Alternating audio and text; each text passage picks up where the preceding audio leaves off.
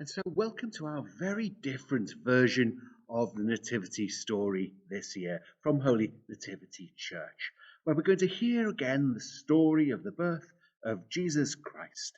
And we'll be able to hear it this year over the internet from our own houses. And we can think about all the people who were drawn to the stable in Bethlehem. Just like us, we're being drawn to celebrate the birth of Jesus Christ, who's the Son of God, all together in this place. So now let's get on with telling a story which has been called the greatest story of all. Long ago, God's people were waiting. They'd been waiting for a very long time. They were waiting for the special person God had promised to send to save all his people. They didn't know when he was going to come or how he was going to come, but they did know that God had made a promise and that he could be trusted to keep that promise. And so they watched and they waited. And eventually the time came when God began to put his plan into action, the plan that he'd worked out from the beginning of time. And it all started in a little town called Nazareth. And it all involved a girl called Mary. This is my little figure of Mary for our crib scene today. She's rather nice, isn't she? She's got a little blue costume on, and I'm going to introduce one of her friends later, a man called Joseph. But this is Mary. Hello, Mary. How are you? What we're going to do now is we're going to tell what happened in the story to Mary. Once upon a time, Mary was in her kitchen doing the washing up, and she was singing to herself, la la la, la la la la la. She was quite happy. She was just going about her business when all of a sudden something exciting happened.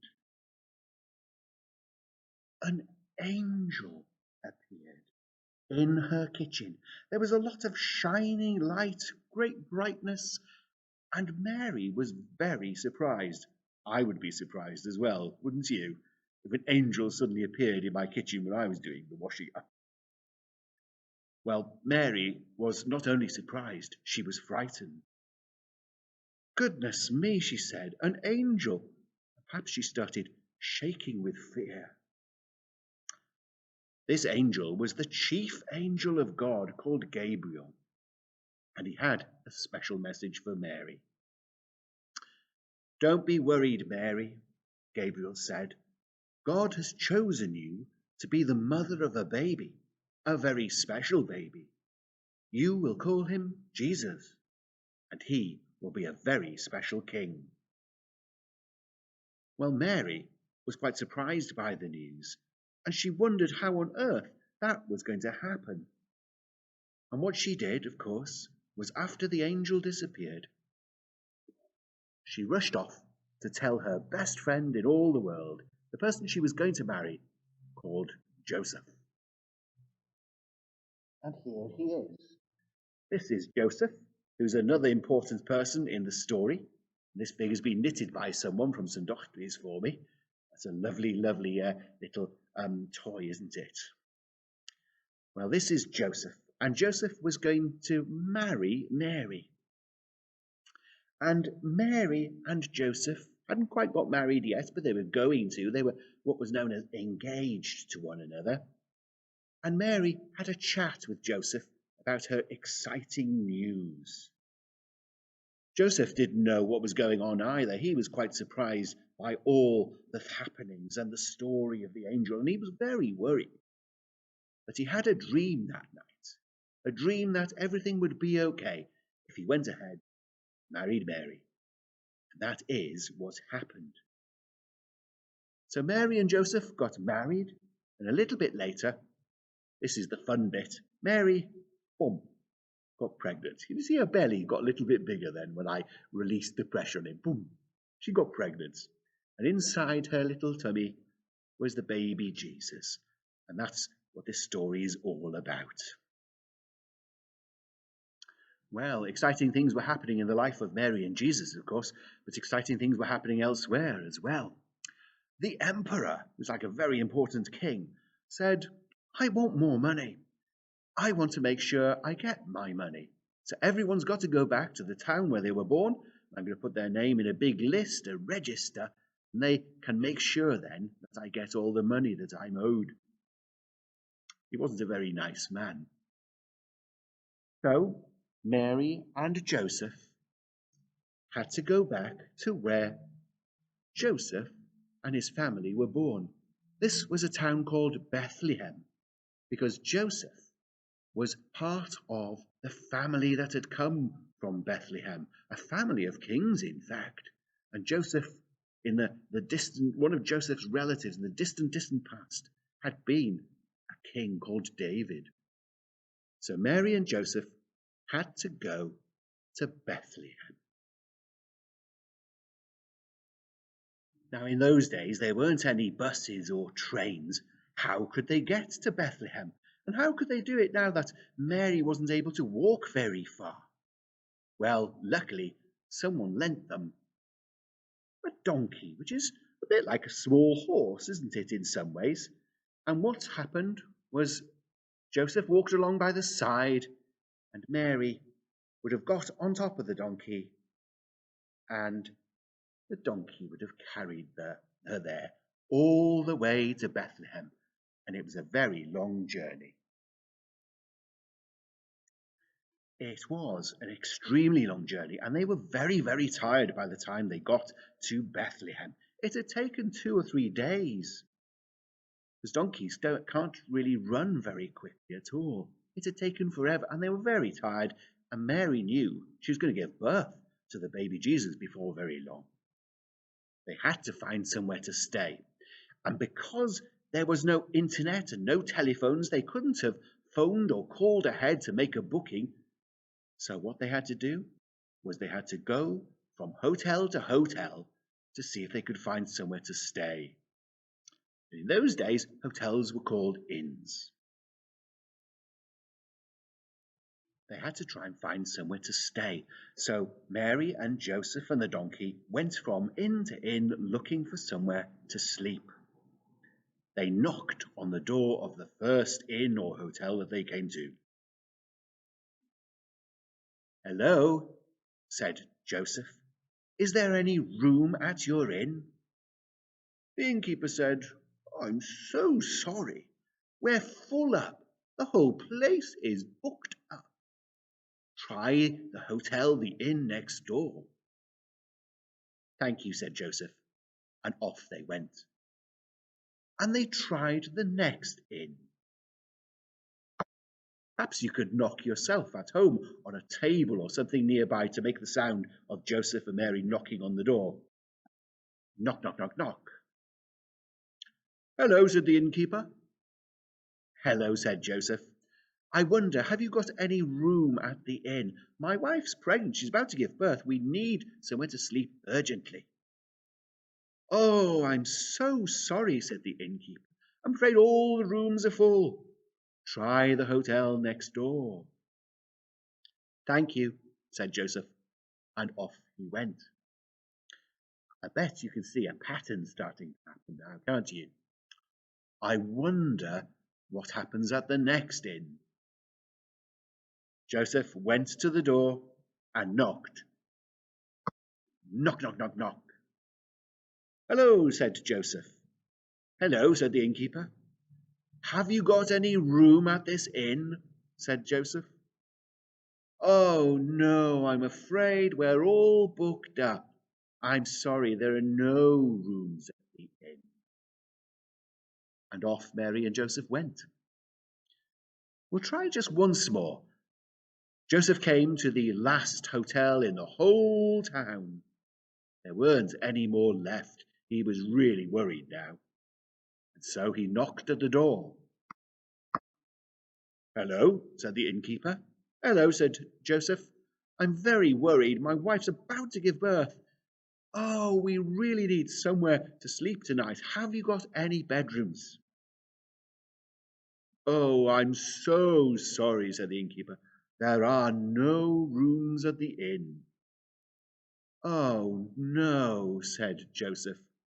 and off he went to speak to Mary to tell her that I'm afraid there weren't any places to sleep. We have to try and find somewhere to sleep on the streets. And then the innkeeper called after him. Excuse me, he said, there aren't any bedrooms left, but around the corner we've got, I wonder if you can tell me, what they had round the corner. We've got a stable. It's full of animals, but it's nice and clean. Perhaps you'd like to sleep there for the night rather than being on the cold streets. Oh, thank you very much, said Joseph. I'll go and tell my wife Mary, and we'll pop round the back and we'll get snuggled in. And that's exactly what happened. Mary and Joseph and the donkey went round to the back where all the animals were kept, to the place called the stable, which is where you keep animals. And that is sort of what I was showing you a few moments ago, the start of this story. They settled in there. Eventually, Mary gave birth to a baby boy. Oh, Joseph, I'm going to give birth. I know, Mary, but don't worry. Then all of a sudden, pop, Mary gave birth to a little baby boy. Did that hurt? Asked Joseph. He was quite worried about his wife. And she said, no, it was okay, actually. It was actually not too bad. Oh, that is good news, said Joseph. I was worried. It's not always as easy as that, boys and girls. But here's the little baby Jesus that I've got for the crib scene. And I'll show you the big crib scene that we've got here at Holy Nativity for our story. Now, let me see if I can show you the baby Jesus in the crib scene we've got here at Holy Nativity. Here we've got Mary and Joseph with the baby mum and dad. And here we've got the baby Jesus. Now, there weren't any beds. Were there? So what would they do? Well, they put Jesus into a food trough called a manger. And that's why he's lying there in the crib scene looking like that. Can you see that there are animals in the crib scene? Because they were already living in the stable. We've got some cows, and then we've got some other animals I'll tell you about. I wonder if you can actually make the animals' noises, some of the noises that some of the animals that were in our crib scene. I wonder what noise does a cow make? That's right, it makes a mooing noise, doesn't it? I bet you can make that noise. And what sort of noise does a donkey make? Yeah, that's more tricky, isn't it? Yes, it goes ee-aw, ee-aw. And there are other animals as well in the crib scene. Some of them are sheep, but actually I'm going to save that for later on because that's coming up to the next part of the story. Well, Mary and Joseph settled down for the night. They put the baby Jesus in this manger, which is a food trough for animals. They filled it full of hay and kept him nice and warm. And it was clean, just like the innkeeper had said. And they settled down and they smiled happily at each other. And they knew that they had a very, very special baby. On a hillside near Bethlehem, there were some people out on the tops of the hills looking after sheep. I wonder if you could tell me what they were called. What are people who look after sheep called? That's right, they're called shepherds. That's right. Well, the shepherds were minding their own business, looking after the sheep. It was a cold night. They were singing songs to each other to keep their spirits up, when all of a sudden, up in the sky, do you remember? An angel appeared. An angel appeared just like to Mary. An angel appeared, and the angel had news for the shepherds.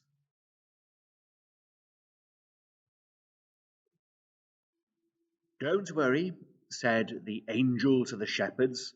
I'm not really very frightening. It's just that you haven't seen people like me before. I've got some good news for you.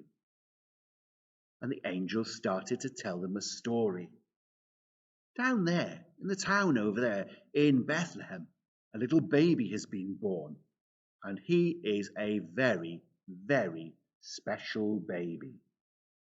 Ooh, said the shepherds. I wonder what sort of baby he is.